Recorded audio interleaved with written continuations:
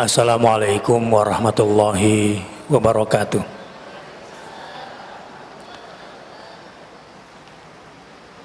Alhamdulillahil karimir rahman, allamal Qur'an, khalaqal insan, allamahul bayan. Asyhadu an la ilaha illallah wa asyhadu anna Muhammadar Rasulullah. Allahumma shalli ala Muhammad wa ala ali Muhammad.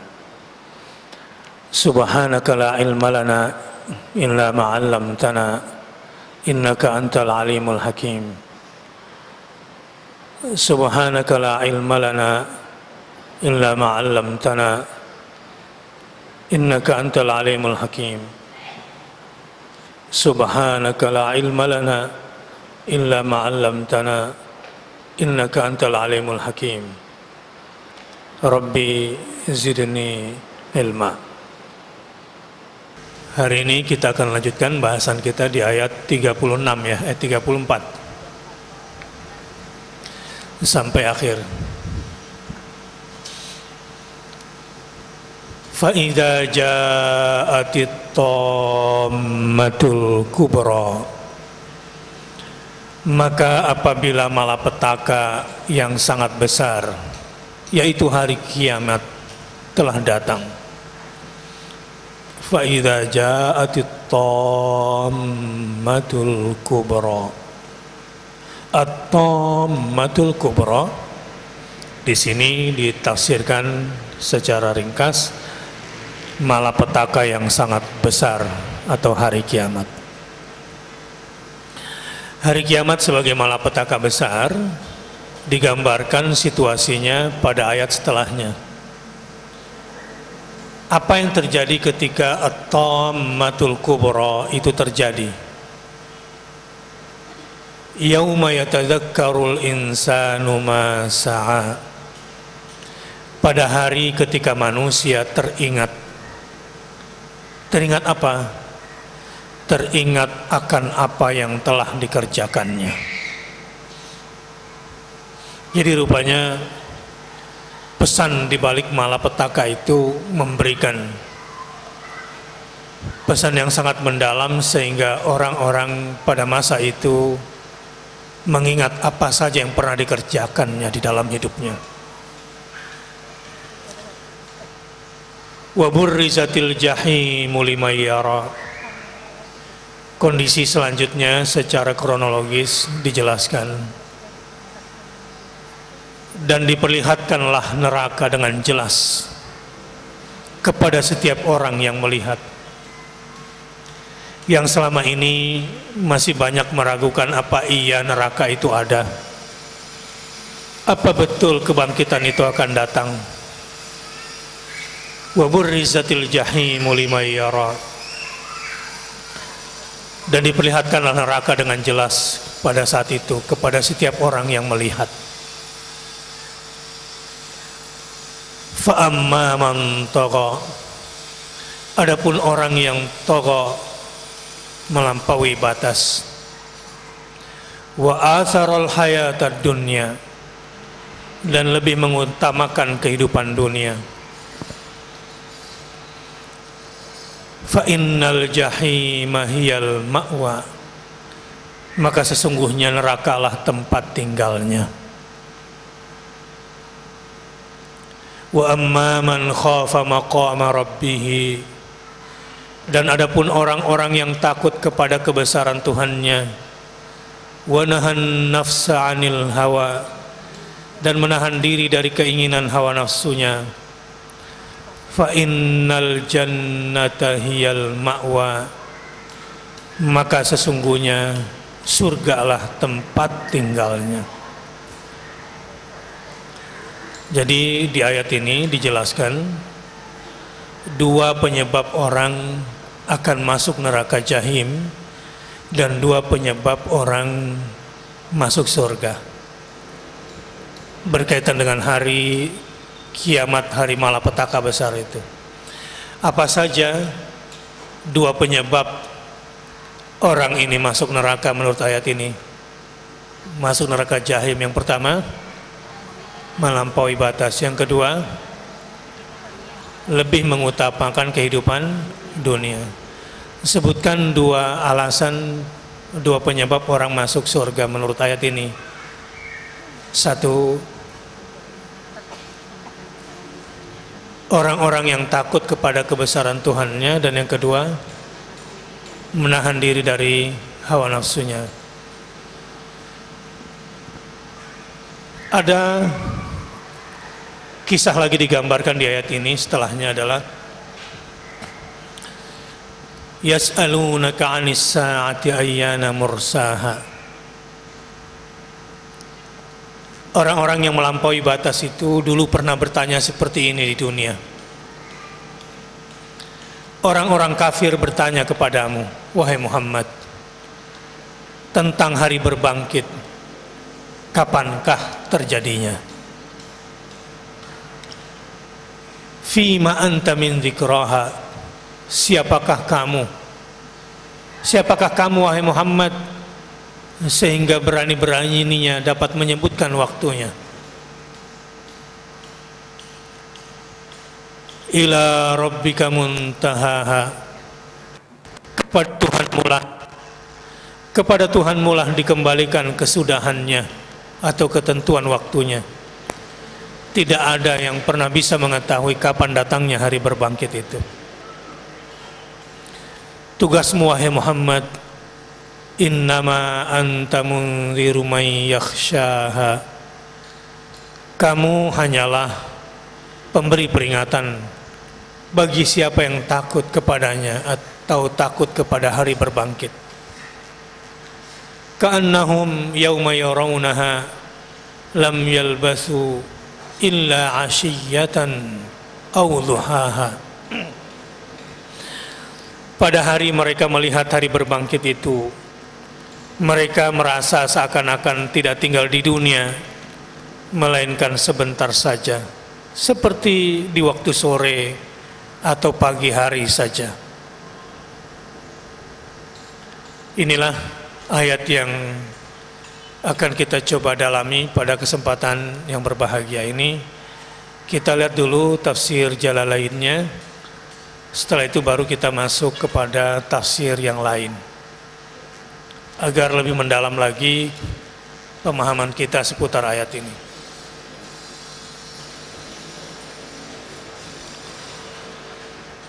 Fa'idha ja'atit tammatul kubra, maka apabila malapetaka yang sangat besar telah datang. Apa malapetakanya pada saat itu? Yaitu tiupan sangkakala malaikat Israfil yang kedua.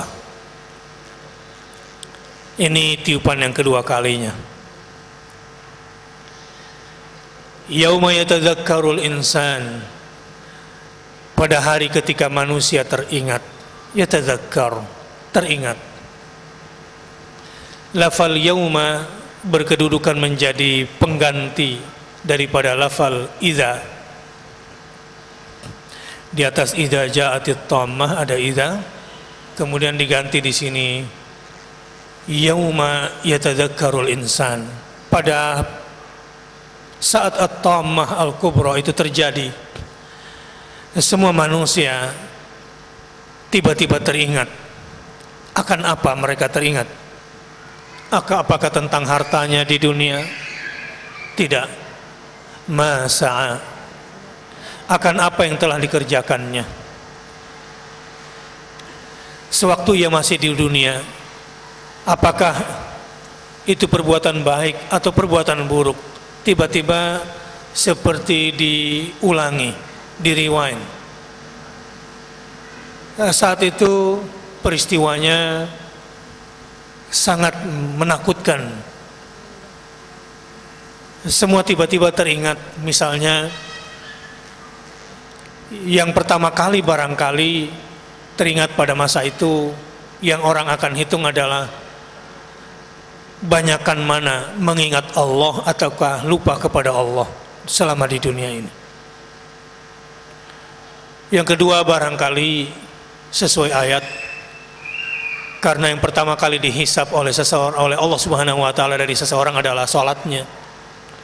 Maka mungkin yang diingat oleh manusia pada saat itu, apakah sholatnya dalam keadaan terjaga ataukah sholatnya dalam keadaan lalai? Apakah sholatnya dalam keadaan khusyuk ataukah sholatnya dalam keadaan tidak khusyuk?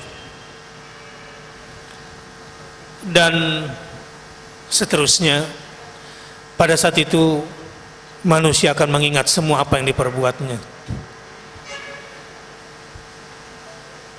Apa yang kemudian terjadi setelah manusia mengingat amal-amalnya selama ini? Waburrizat, dan diperlihatkan dengan jelas. Baraza, ya beruzu, waburrizat, dan diperlihatkan dengan amat jelas, nampak jelas, begitu tajam pandangan melihat, ditampakkan dengan seterang-terangnya. Apa yang burrizat, yang ditampakkan itu? Al-jahim, neraka jahim. Dari kata-kata juhmah, neraka jahanam disebut juga dengan neraka jahim, seperti ada lubang besar.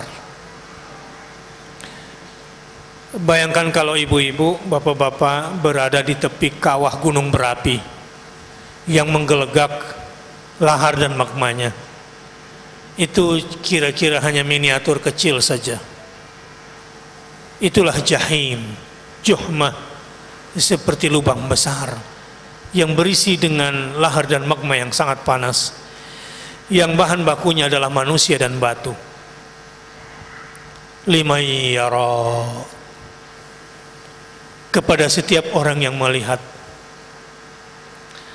Tentu yang dimaksud orang melihat di sini adalah orang-orang yang banyak melakukan dosa-dosa dan tidak bertobat di dalam hidupnya. Mereka lah nanti yang akan ditakdirkan untuk bisa melihat neraka jahim. Orang-orang beriman tentu dijauhkan dari penglihatan ini. Fa'amma man tagha, karenanya dijelaskan pertama kali setelah jahim, neraka jahim, bagi siapa yang melihatnya adalah kelompok pertama, fa'amma man tagha. Adapun orang yang melampaui batas, yakni orang-orang kafir, melampaui batas fikirannya sendiri, tidak masuk logika orang-orang berbuat musyrik itu, melampaui fitrah kemanusiaannya. Bagaimana mungkin manusia yang lemah ini, manusia yang kecil ini sombong kepada Tuhannya, melampaui batas. Fa'amma man tagha, dan biasanya perilaku orang yang melampaui batas itu adalah wa asarul hayatad dunya, dan lebih mengutamakan kehidupan dunia. Fa'amma man tagha wa asarul hayatad dunya, orang-orang yang kafir biasanya memang lebih maju dalam urusan dunia, karena fokus mereka memang dunia, dan lebih mengutamakan kehidupan dunia dengan cara selalu mengikuti kemauan hawa nafsunya. Fa innal jahima hiyal ma'wa, maka sesungguhnya nerakalah tempat tinggal bagi dia.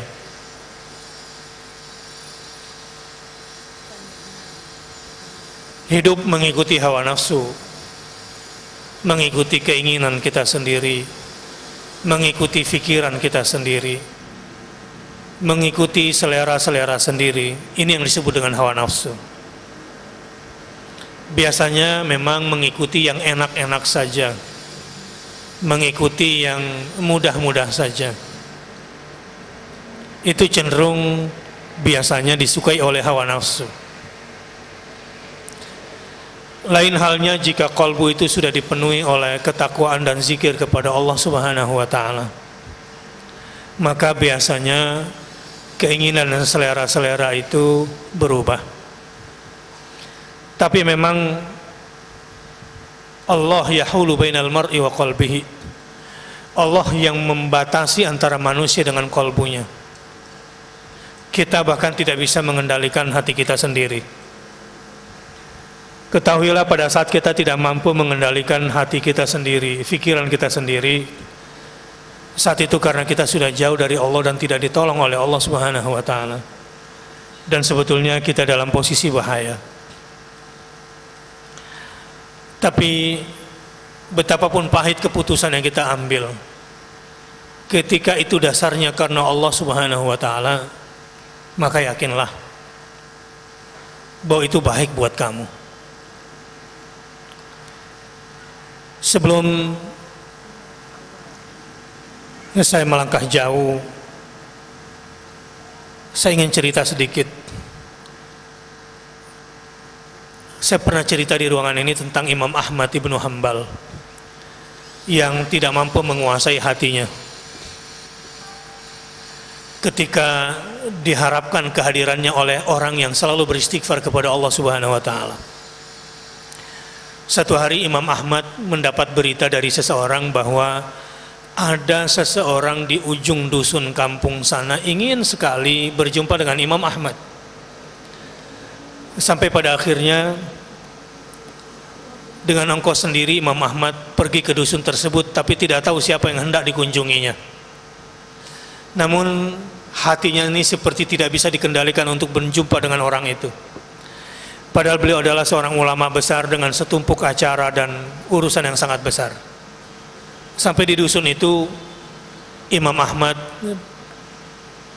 sudah malam hari dan memutuskan untuk menginap di masjid. Sayangnya marbot masjid mengusirnya. Dan marbot ini tidak tahu bahwa Imam Ahmad adalah seorang ulama besar. Imam Ahmad sedikit melawan dan mengatakan, saya ingin tidur di atas tempat saya berpijak ini. Di sini saja, nggak bisa keluar. Karena masjid ini bukan untuk tempat tidur. Tidak punya alasan, Imam Ahmad kemudian keluar. Di pintu keluar masjid ada seorang tukang roti, mengajaknya untuk menginap di rumahnya. Dilayani oleh tukang roti, sampailah di rumahnya, dikasih tempat tidur dan disajikan makanan minuman menghormati seorang tamu. Tukang roti yang miskin. Ada yang aneh dari tukang roti itu, karena sepanjang perjalanan Imam Ahmad bertanya kepada dia. Imam Ahmad yang sudah mengerti tentang ilmu istighfar, betapa hebatnya istighfar dan betapa dahsyatnya ilmu istighfar ini, kemudian bertanya kepada tukang roti, saya dengar, saya perhatikan kamu sejak kita jumpa sampai saat ini di rumah kamu selalu beristighfar. Saya mau tanya sama kamu, sudah berapa banyak hajat-hajat kamu yang dikabulkan oleh Allah Subhanahu wa taala? Jadi istighfar ini memang akan mengabulkan setiap keinginan baik kita. Apa kata tukang roti? Banyak sekali, banyak. Tapi hanya satu yang belum dikabulkan. Apa itu? Aku ingin sekali berjumpa dengan Imam Ahmad ibnu Hanbal. Imam Ahmad kemudian berkata, akulah Ahmad bin Hanbal. Istighfarmu yang telah membelenggu hatiku. Istighfarmu yang telah menggiringku sampai ke sini dan membuat hatiku tak berdaya. Istighfar begitu kuat, bukan cuma membuat kita mampu mengendalikan hati kita dengan izin Allah, tapi istighfar juga membuat hati kita mengendalikan hati orang lain. Ini sebuah energi besar. Mungkin Bapak dan Ibu belum terlalu tertarik kalau hanya sebatas ini, walau ini sudah sangat besar sekali. Satu hari Imam Hasan al-Basri ditanya oleh 3 orang penanya, satu jawabannya istighfar. Yang pertama bertanya, kampung saya kekeringan, disuruh beristighfar. Yang kedua, bisnis saya merugi, disuruh beristighfar. Dan yang ketiga, sudah lama menikah tidak punya anak juga disuruh istighfar.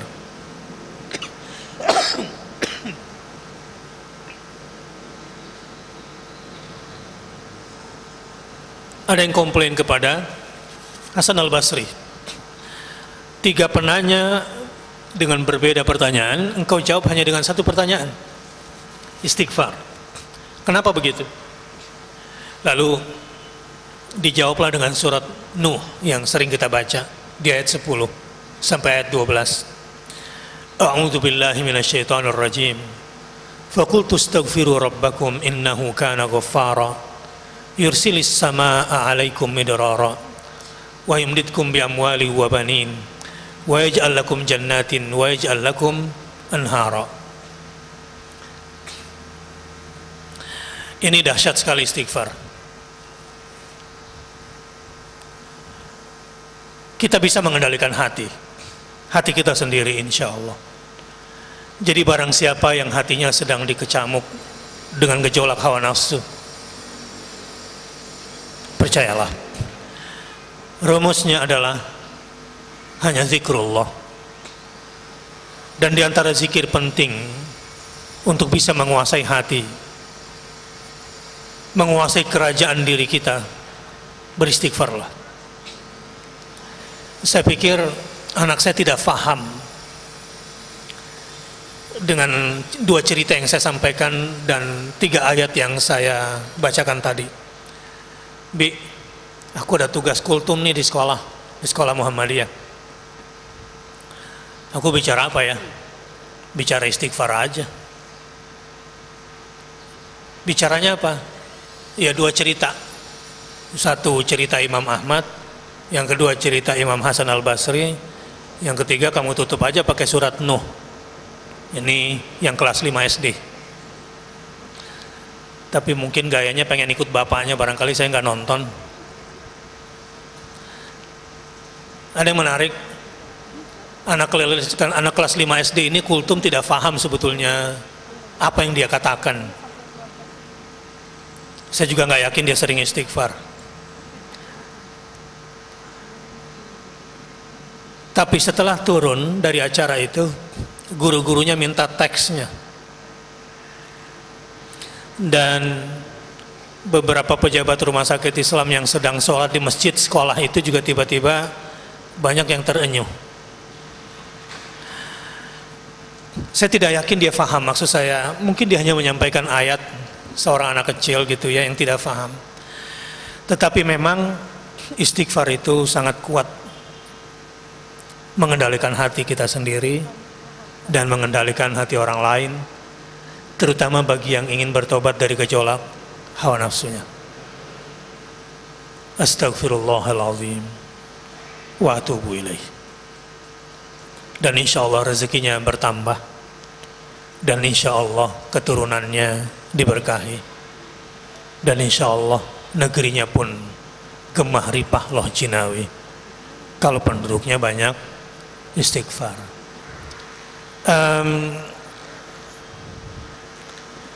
Di ayat ini, fa amma man tagha wa athara al-hayata ad-dunya fa innal jahima hiyal ma'wa. Barang siapa yang melampaui batas dan lebih mementingkan dunia, maka neraka jahimlah tempat kembalinya. Tentu semuanya bermula dari hati ini. Kerajaan manusia adalah di hatinya.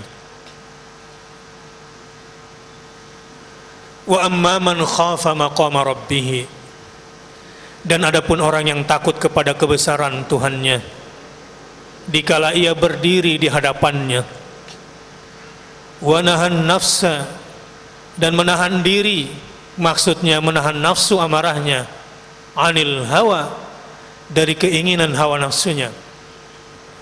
Keinginan hawa nafsunya yang menjerumuskan ke dalam kebinasaan disebabkan memperturutkan kemauannya. Fa innal jannata hiyal ma'wa, maka sesungguhnya surga adalah tempat tinggalnya. Kesimpulan makna yang terkandung di dalam jawab syarat ini ialah bahwasanya orang-orang yang durhaka akan dimasukkan ke dalam neraka dan orang-orang yang taat akan dimasukkan ke dalam surga. Wa amma man khafa maqama rabbih,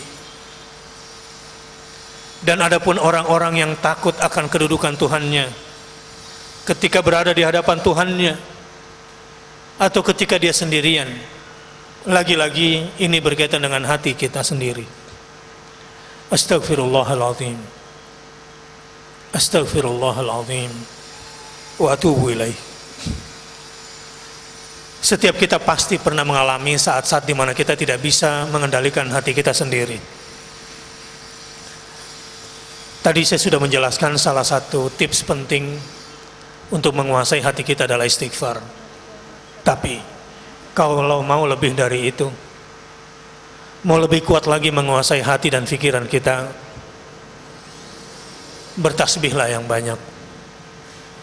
Subhanallah wa bihamdih, subhanallahil azim,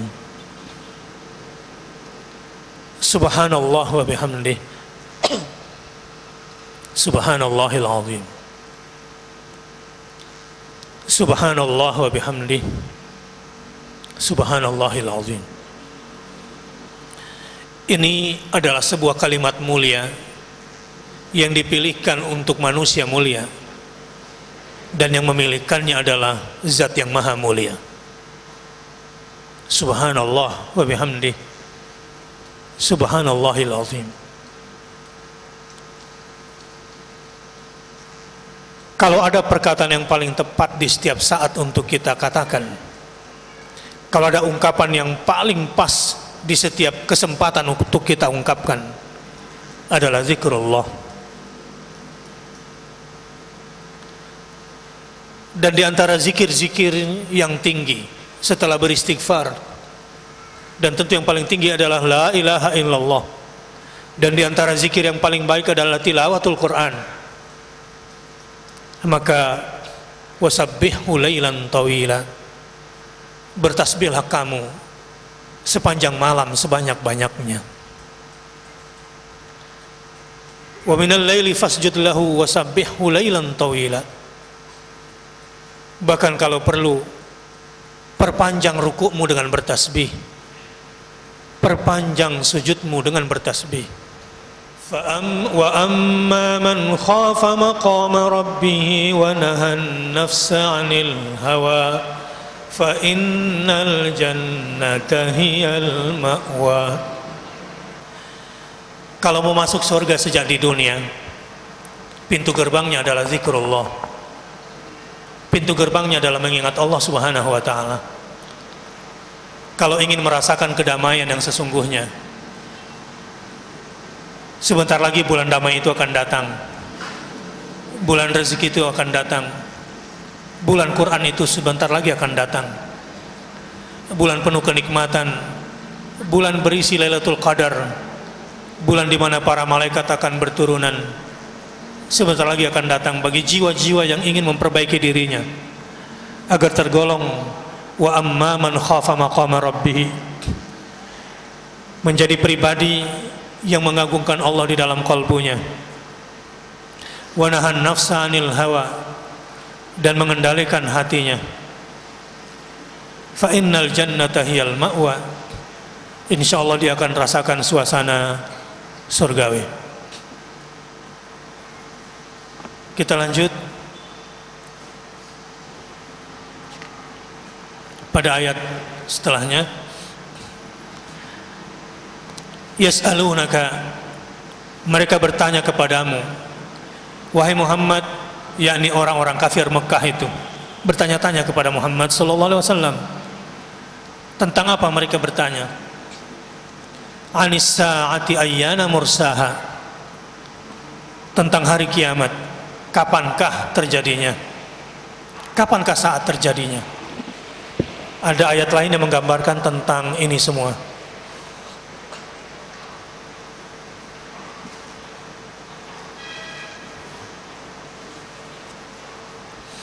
Balis sa'atu maw'iduhum was sa'atu adha wa amar, dan kiamat itu lebih dahsyat dan lebih pahit. Kondisi yang sangat mengerikan dan menggetirkan bagi jiwa dan membuat pahit di perasaan adalah suasana kiamat itu nanti. Ini sangat menakutkan bagi mereka. Sebelum kita berbicara tentang kiamat, saya berbicara dulu masa-masa jelang kiamat, bagaimana pahitnya perasaan manusia. Saya pernah melihat sebuah kisah kekinian yang agak cocok dengan kisah masa Uzair pada masa Bani Israel dulu. Ketika Baitul Maqdis dihancurkan, kemudian Nebukadnezar membakar kitab suci, terbakar kitab suci itu dan habis, kecuali satu yang menyimpan kitab suci Taurat itu. Konon orang itu adalah Uzair. Satu-satunya warisan orang tuanya Uzair adalah Taurat, yang manusia pada masa itu sudah meninggalkan Taurat, tidak lagi membaca kitab sucinya.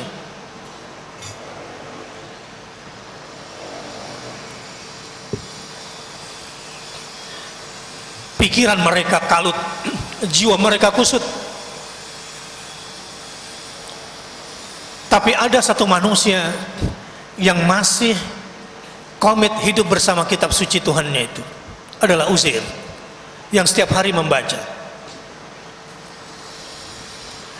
Saya pernah lihat satu film produksi orang-orang barat yang kelihatannya inspirasinya mengambil dari kisah Uzair. Kehidupan dunia saat itu hancur, hanya satu orang yang pegang kitab. Kalau tidak salah judul filmnya The Book of Eli. The Book of Eli. Eli itu bahasa Ibraninya Tuhan, Ilahi. Itu digambarkan. Pesannya singkat, jadi dunia itu hancur, kehidupan manusia sudah melebihi binatang, tapi ada satu pengembara yang kemana-mana membawa kitab suci itu. Penguasa yang berkuasa pada masa itu adalah penguasa jahat. Tapi penguasa jahat ini hampir kehilangan vitalitas kekuatannya karena selama ini hanya menggunakan senjata, menggunakan kekuatan fisik. Dan senjata serta fisiknya lambat laun habis dan lemah. Dia ingin menguasai manusia lewat pikiran dan hatinya, sehingga dia mencari narasi-narasi yang kuat, bagaimana caranya mengendalikan manusia, memimpin dunia, tapi dengan menguasai pikiran dan hatinya. Satu-satunya narasi yang paling kuat adalah kitab suci. Narasi Al-Quran itu kuat sekali, melebihi bahasa atau orasi. Saya punya buku itu judulnya Pidato yang Mengubah Dunia Sejak Perang Dunia ke-1. Saya baca, apa sih narasinya? Pidato-pidato orang-orang terkemuka di muka bumi yang merubah dunia. Ya, kadang-kadang saya punya pikiran gila memang. Kalau mau pinter di dunia ini cukup baca 2 buku aja. Satu buku Tuhan, yang kedua buku setan. Ya, ini sedikit rumusan kalau ingin bermain di wilayah komunikasi massa yang sesungguhnya. Kalau ingin bermain di komunikasi massa yang sesungguhnya, tapi Anda tidak akan pernah dapatkan ini di kampus sampai S3 sekalipun dalam ilmu komunikasi massa. Demi Allah saya berani bertaruh, Anda nggak akan dapat ilmu yang saya sebutkan ini sampai Anda jadi profesor kalau itu jurusan komunikasi massa.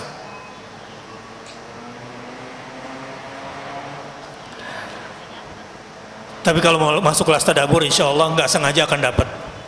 Selama ini sudah dapat ilmunya. Apa yang terjadi? Akhirnya pemimpin yang paling jahat dan ingin menguasai dunia ini ingin merebut kitab itu. Singkat cerita, di film itu kira-kira diambillah bukunya, kitab itu. Dengan susah payah, hampir mati mendapatkan kitab itu. Sayangnya, kitab itu tulisannya Braille.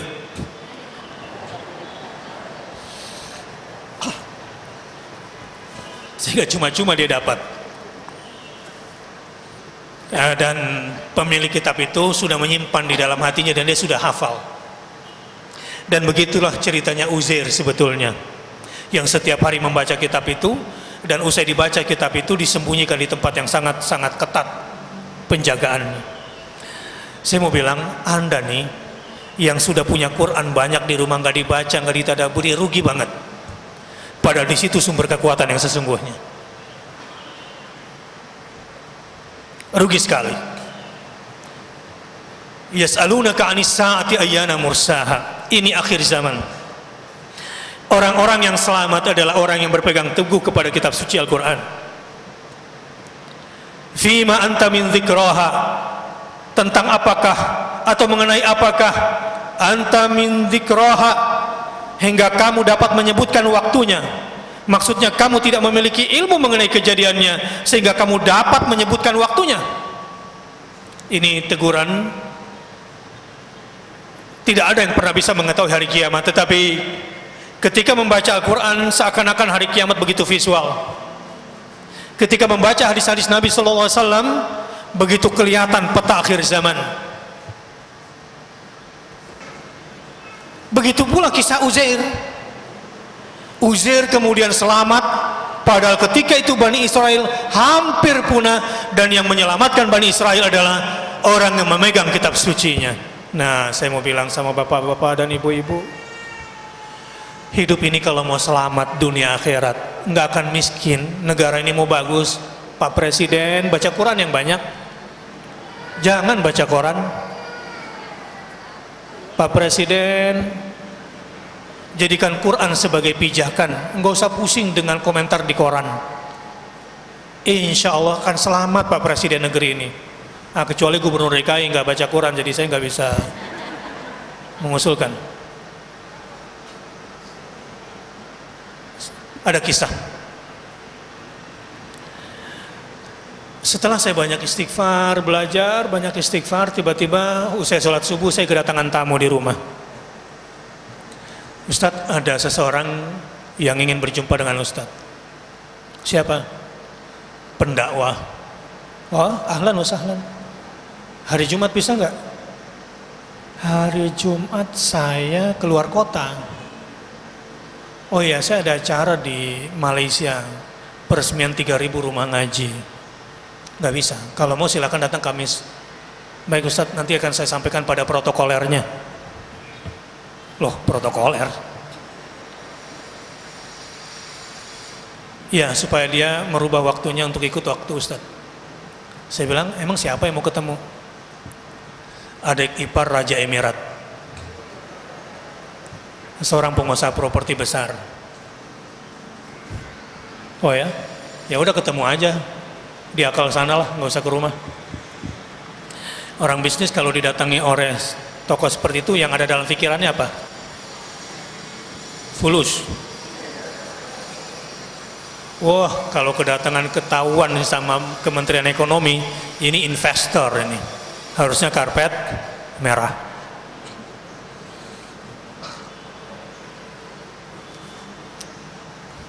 Tapi setelah beliau datang ke Tebet, terus pakai kamar mandi saya yang jorok lah barangkali untuk ukuran istana. Kemudian ngobrol. Yang saya dapat demi Allah tidak berharga jika dibanding dengan dunia dan seisinya. Dari ceritanya itu yang membuat saya semakin mantap. Ini sebelum peristiwa ini semua terjadi. Ngobrol. Ibu-ibu kalau ketemu keluarga raja ngapain kira-kira? Minta visa?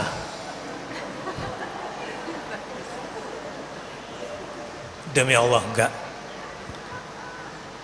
Biasa aja, ya, karena di sini jamaah Pondok Indah orangnya sudah akhirat oriented, ya. Apa yang terjadi? Dia bilang, Saya pernah mengunjungi Albania tahun 1988. Albania yang 95% tadinya Islam berubah jadi kafir. Apa yang terjadi? Miskin Albania itu. Sama ketika Bosnia itu dibantai pada tahun 1992, sudah jauh dari agama. Karena mereka berada di tengah Eropa yang maju dari sisi keduniaannya. Kemudian kalau berperilaku dengan nama agama, radikalis, ekstremis, teroris, fundamentalis, pokoknya kurang manis. Sama kayak sekarang gitu kira-kira.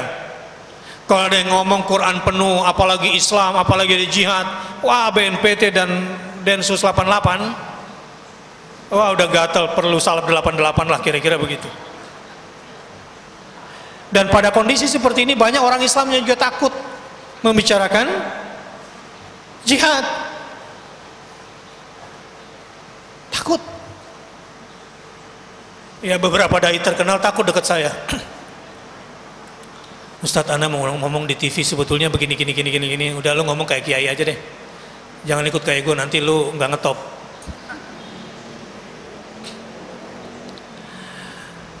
Apa yang terjadi? Kalau saya pergi ke Albania, kata dia yang sudah miskin itu, saya ingin ajak mereka kepada agama Allah, saya ingin ajak mereka kembali kepada Al-Quran, saya ingin ajak mereka bertobat. Tapi kalau saya datang sebagai dai ke Albania, pakai jenggot, pakai baju gamis, pasti di screening, apalagi depannya Muhammad pula namanya. Mau keluar dari Indonesia jadi cek. Begitu kan? Karena sebagai seorang pebisnis diputuskanlah untuk mengerahkan kamar dagang Emirat. Jadi kirim fax ke sana bahwa kamar dagang rombongan para pebisnis Emirat akan mengunjungi Albania. Gimana kira-kira di Albania diterimanya? Karpet merah, investor yang mau datang. Begitu kan? Sama deh kayak Pertamina mau dijual nih, kira-kira begitu. Atas nama IPO. Dia bawa 2 koper. 1 koper pakaian, 1 koper Quran. Sebelum cerita di situ, cerita dulu waktu dia masih kuliah. Dia kuliah di fakultas, pokoknya jurusan bisnis lah di California saat itu. Saat itu dia ambil S1, jurusan bisnis, dibesarkan di lingkungan kerajaan. Hidupnya di istana. Salah satu mata kuliahnya adalah al-alaqah, relationship. Jadi dalam bisnis itu ilmu hubungan antar manusia itu penting. Menarik sekali. Dia diminta untuk menulis paper oleh profesornya yang Yahudi di California. Dia tulislah papernya, judulnya Perbaiki hubunganmu dengan Allah, maka Allah perbaiki hubunganmu dengan manusia. Itu papernya. Bingunglah profesor Yahudi ini. Baru kali ini jurusan bisnis, mata kuliah relationship, papernya perbaiki hubunganmu dengan Allah, maka Allah akan perbaiki hubunganmu dengan manusia. Islam itu kan jelas, hubungan dengan istri, hubungan dengan suami, hubungan dengan anak, hubungan dengan keluarga besar, hubungan dengan teman, hubungan masyarakat, hubungan internasional, dijelaskan semuanya. Begitu detail yang saya katakan tadi. Mata kuliah profesor Yahudi ini pun yang sudah pada puncaknya, ya kayak Indonesia sekarang lah ya, kepala staf presiden lagi ngumpulin alumni Harvard gitu kan. Dia pikir kalau sudah Harvard pinter gitu. Kagak. Yang ngerusak Indonesia juga alumni Harvard dan Berkeley. Yang dikumpulin sama Pak Luhut Binsar Panjaitan sekarang ini, yang membuat Pak JK agak sedikit kebakaran jenggot. Ya, yang Faisal Akbar juga mulai marah-marah, pura-pura bocor Twitternya. Kenapa baru sekarang, nggak kemarin-kemarin lo pada?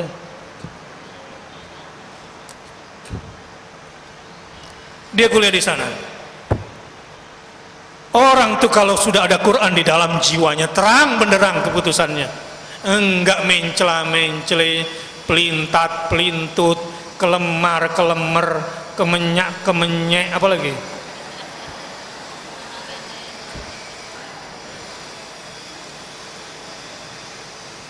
Kata profesor Yahudinya, ini benar nih, ini semua dari kitab suci, benar? Oke deh, kita uji. Profesornya minta Quran terjemah, dia bacakan tesis, bacakan papernya maksud saya. Setiap ada ayat dicek dulu, betul nggak ada ayatnya? Ada. Dan ternyata semua ayat dan hadisnya benar. Kata profesornya,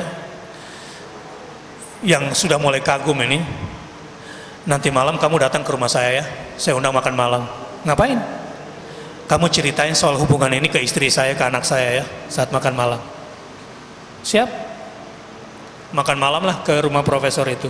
Alhamdulillah, setelah diceritain, dipancing-pancing sama profesornya, masuk Islam tuh profesor Yahudi dan keluarganya.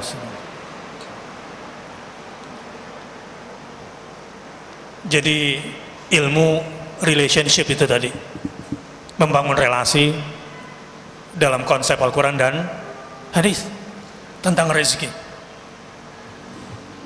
Makanya nggak usah terlalu heran, wah ke Indonesia wah banyak sekali alumni Harvard, Berkeley, Oxford, Fakultas Ekonomi, gini-gini aja.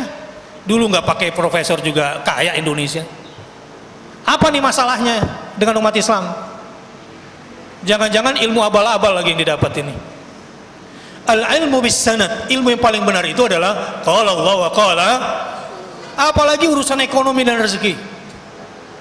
Penting ilmu hitung-hitungan, tapi ilmu berhitung lebih penting lagi. Terutama akan ada hari kebangkitan, akan ada hari akhir di mana kita akan dipertanyakan oleh Allah Subhanahu wa taala. Ketika koper satu berisi pakaian dibuka nggak ada masalah, koper kedua isinya Quran. Gile aja investor kok bawa Quran, lu mau dagang Quran apa gimana nih?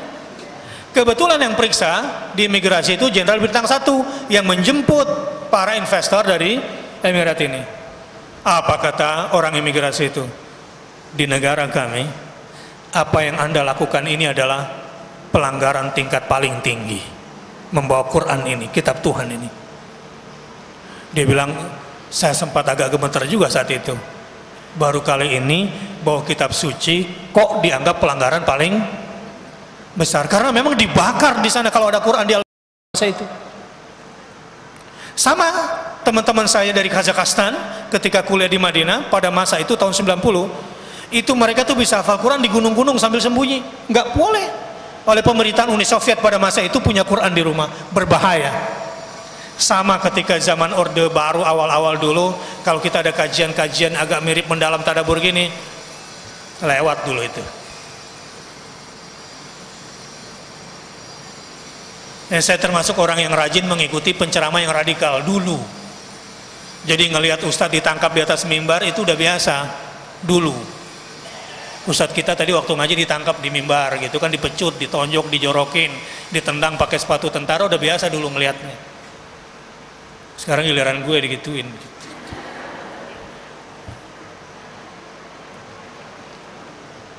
Apa yang terjadi? Anda telah melakukan kesalahan tingkat tinggi. Dia bilang, apa salah saya membawa kitab suci Tuhan, firman Tuhan di sini?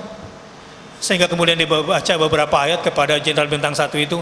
Tiba-tiba, karena ayat yang dibaca ini menyentuh, petugas imigrasi itu katanya tiba-tiba ngaku, saya ini sebetulnya sudah kafir karena dulu ayah saya sebagai mufti dibunuh di sini. Jadi saya terpaksa kafir.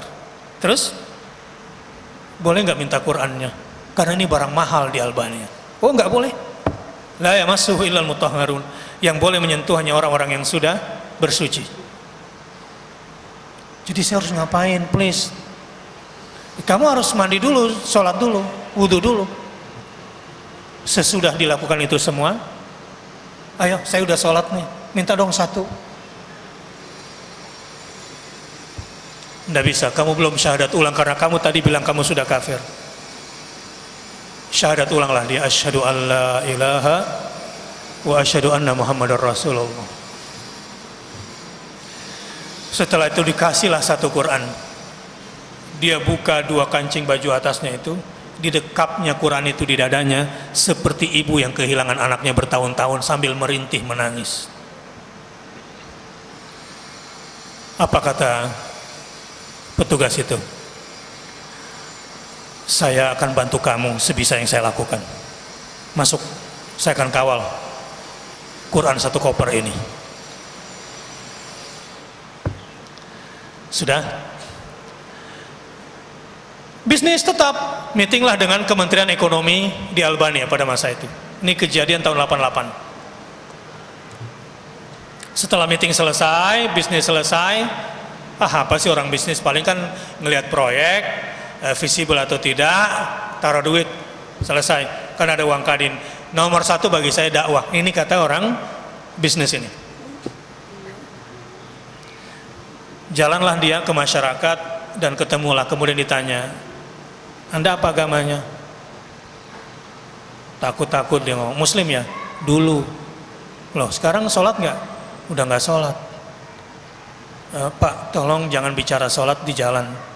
Di mana-mana ada intel yang akan memantau kami. Kalau begitu, kata dia begini, kamu jalan 300 meter di depan saya. Saya jalan di belakang kamu. Nanti sampai rumah kamu, kamu kasih tanda kalau itu rumah kamu. Jam 12 malam saya akan datang ke rumah kamu. Betul. Jam 12 malam ke rumahnya, sudah ada keluarganya yang siap belajar sholat. Dia minta besok diajarin lagi. Jam 12 malam pergi lagi mengendap-endap, masuk ke rumah itu, sudah puluhan orang yang belajar sholat. Jadi bisnis itu nomor sekian.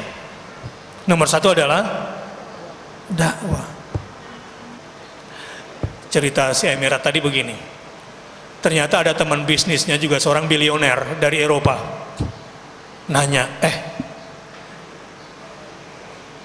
di Albania ini kan sepi banget ya, nggak ada kafe, nggak ada diskotik, nggak ada pub.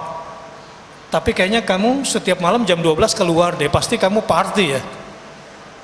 Iya. Ikut dong. Boleh. Ada minuman nggak di sana? Banyak. Ada cewek nggak? Ada perempuan nggak? Banyak. Serius? 2 rius emang ada. Bener mau ikut? Jam 12 malam gue tunggu di lobi ya. Oke. Ya ikutlah. Mengendap-endap dari lobi berharap dapat minuman dan perempuan. Ketika ketok pintu, kok lewat gang sini? Emang ada pub di sini? Udah ikut aja. Pas ketok pintu dibuka, krek gitu pintu, cepat tutup. Wah, ibu-ibu, bapak-bapak udah kumpul semua. Lu bohongin gue ya? Bohongin kenapa? Katanya ada minuman. Itu air, teh, kopi, lu pikirnya bukan minuman apa?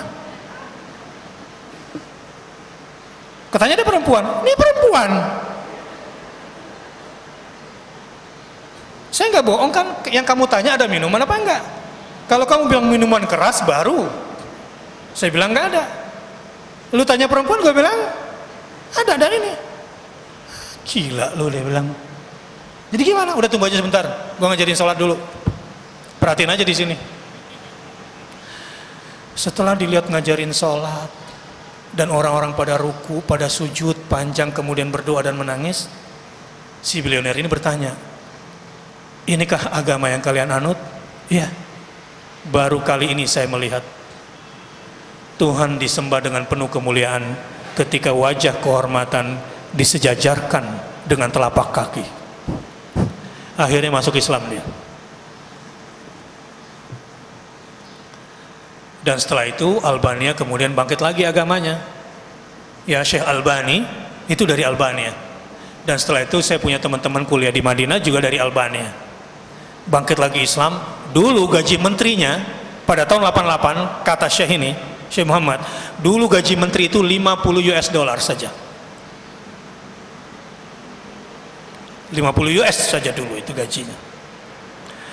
Ketika manusia sudah jauh dari kitab sucinya, jauh dari agamanya, tidak punya ilmu tentang hari kebangkitan dan hari kiamat, maka sengsaralah hidupnya.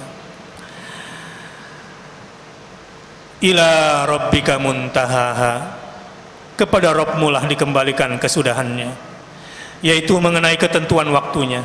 Tiada seorang pun yang mengetahuinya selain Dia. Innama anta mundir, kamu hanyalah pemberi peringatan. Maksudnya sesungguhnya peringatanmu itu hanyalah bermanfaat. May yakhshaha, bagi siapa yang takut kepadanya, yakni takut pada hari kiamat. Ada tafsir dengan hadis yang berkaitan dengan ini. Qala Ibnu Abbas, sumiyat bidzalika li'annaha tatummu ala kulli amrin hailin. Oh, ini berkaitan dengan Thammatul Kubra. Ya, kita coba lewatkan dulu. Slide-nya salah.